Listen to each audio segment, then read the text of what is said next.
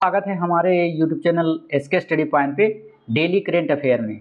तो चलिए यहाँ से हम आज से स्टार्ट किए हैं डेली करेंट अफेयर। आपका 10 क्वेश्चन रहेगा एवरीडे और आपके एग्जाम में बहुत बेनिफिट दिलाएगा, क्योंकि चाहे वो एसएससी हो या रेलवे हो या फिर बिहार से संबंधित या कोई स्टेट से संबंधित आप एग्ज़ाम की तैयारी करते हैं तो जहाँ करेंट अफेयर पूछा जाता है तो आपके हमारे चैनल पर बिल्कुल स्वागत है। आइए और अपना तैयारी को बेहतर बनाइए। तो चलिए यहाँ से करेंट अफेयर 10 क्वेश्चन हम एवरीडे प्रोवाइड करते हैं आप लोगों के पास। अगर हमारे चैनल पे आप नए हैं तो कृपया करके हमारे चैनल को लाइक और सब्सक्राइब कर लीजिए और बेल आइकन को प्रेस कर लीजिए, ताकि जो भी हम वीडियो डालें करेंट अफेयर से संबंधित वो सबसे पहले आपके पास पहुँच जाए और आप सबसे पहले पढ़ें। तो चलिए स्टार्ट करते हैं डेली करेंट अफेयर 2024। डेट आज 25 अगस्त है, इसी से संबंधित है और आज का है। चलिए देखिए, ये बहुत इंपॉर्टेंट क्वेश्चन है। पहला क्वेश्चन इसमें पूछा गया है कि यूनिफाइड पेंशन योजना 2024 कब से लागू होगी। ये फिलहाल आज का ही क्वेश्चन है। तो ये जो लागू किया जाएगा वो है 1 अप्रैल 2025 से लागू किया गया है। ऑप्शन नंबर ए आपका सही हो जाएगा। देखिए हुआ था क्या, अभी चुनाव के मुद्दों में है जो यह पेंशन वाली मुद्दा जो बहुत जोरों से उठाया गया था विपक्षियों के द्वारा, जिससे इलेक्शन प्रभावित हुए, भाजपा को कुछ नुकसान हुआ, लेकिन उसके बाद उन्होंने अपनी सुधार कर इसे लाने का प्रयास किया है ताकि विपक्षियों पर दबाव बनाया जाए। तो यह इससे पहले जो चल रहा था यूनिफाइड पेंशन योजना से पहले वो था ओपीएस योजना। तो ओपीएस योजना के आधार पर है इसे लाया गया है। इसमें अगर कोई 25 वर्ष तक सरकारी सेवा में केंद्र सरकार में योगदान देता है और रिटायरमेंट होता है तो उसे पेंशन दिया जाएगा। और कितना पेंशन दिया जाएगा अभी तुरंत पता चल जाएगा, हमारे साथ बने रहेंगे आप। चलिए दूसरा क्वेश्चन है इसमें, यूनिफाइड पेंशन योजना 2024 में मूल वेतन का कितना प्रतिशत पेंशन मिलेगा। आ गया क्वेश्चन।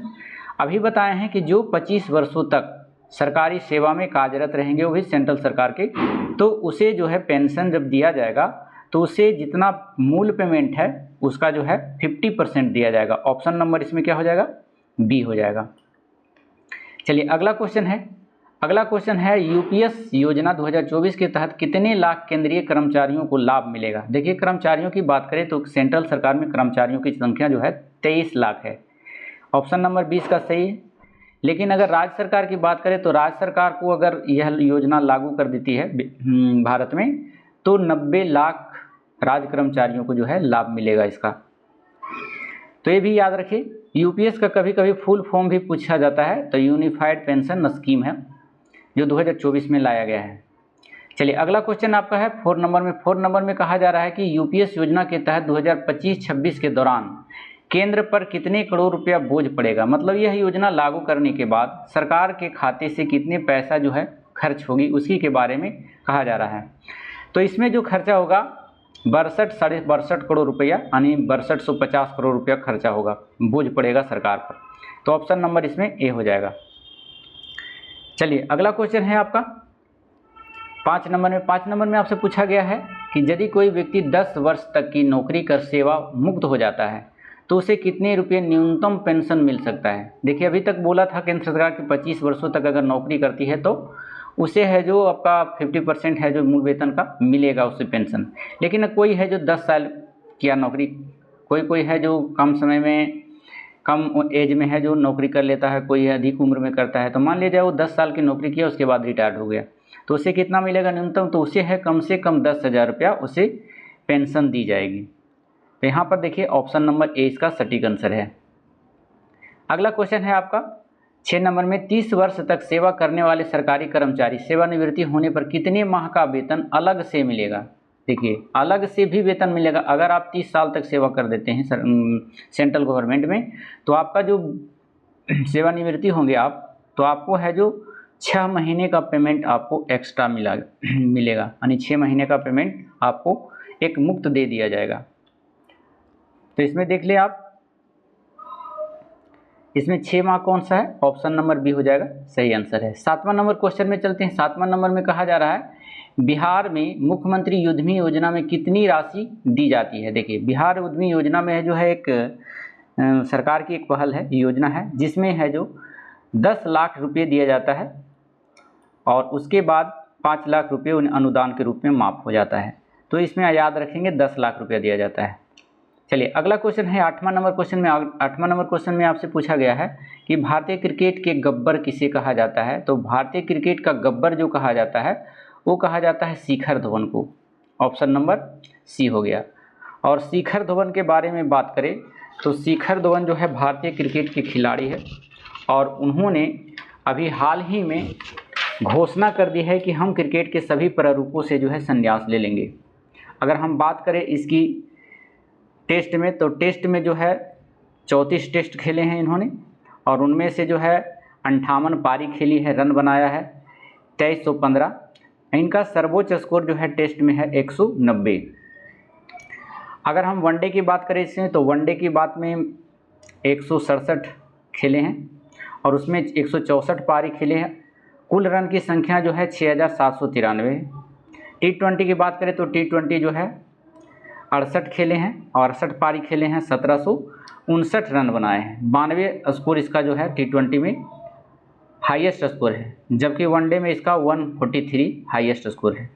तो ये अभी जिन्हें कहा जाता है ऋषभ पंत, इसे भारतीय क्रिकेट का गब्बर के नाम से पुकारे जाते हैं। ये बहुत इंपॉर्टेंट क्वेश्चन यहाँ से बन जाएगा आपको, क्योंकि अभी अभी इन्होंने संन्यास की घोषणा कर दी है सभी प्रारूपों से, चाहे वो वनडे हो, T20 हो या फिर ODI हो, सभी प्रारूपों से यह छुटकारा पाना चाहते हैं और घोषणा कर दी है।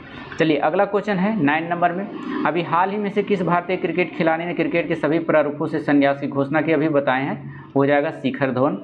ऑप्शन नंबर बी हो जाएगा। चलिए 9 के बाद 10 नंबर में है, भारत नक्सलवाद से कब मुक्त हो जाएगा। देखिए ये बहुत बड़ी क्वेश्चन है।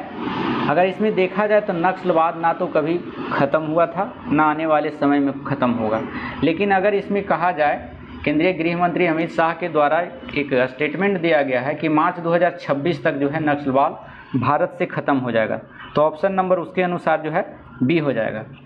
ऐसे इसलिए कहा गया है कि आप जानते हैं छत्तीसगढ़ में इसकी घटना बहुत ज़्यादा होती रहती है, तो वहाँ इसका ऑपरेशन काफ़ी तेज़ हो गया है, जिसके चलते 147 नक्सली जो है मुठभेड़ में मारे गए थे और 631 जो सरेंडर कर दिया और 723 जो थे गिरफ्तार करके जेल भेज दिया गया। इस दौरान नक्सलियों से जो है सरकार अपेक्षा की और उन्हें आश्वासन दिया कि आप समर्पण कर दें, आपको है जो अच्छी तरह से सरकार आपकी ख्याल रखेगी।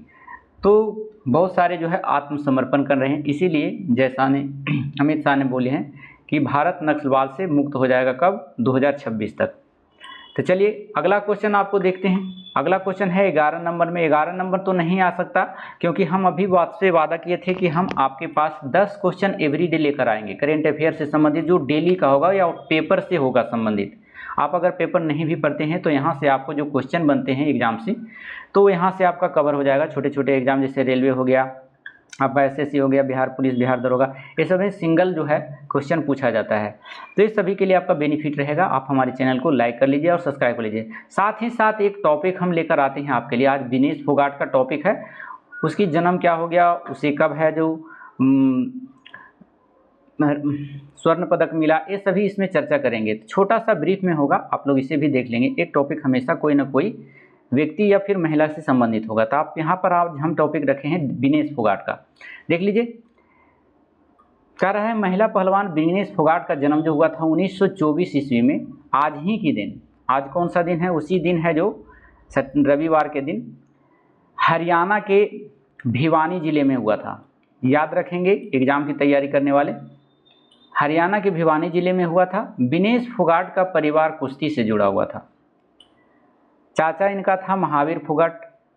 एक कुश्ती से प्रशिक्षण लिया था। मतलब कौन प्रशिक्षण लिए थे, तो विनेश फोगाट ने अपने चाचा महावीर फोगाट से कुश्ती का प्रशिक्षण लिए और विनेश फोगाट 2018 में एशियाई खेलों में स्वर्ण पदक जीता। देख लीजिए, कहेगा विनेश फोगाट जो है एशियाई खेलों में कब है जो स्वर्ण पदक जीता था, तो 2018 में, और यह उपलब्धि हासिल किया। इसी के साथ वह पहली भारतीय महिला पहलवान बनी।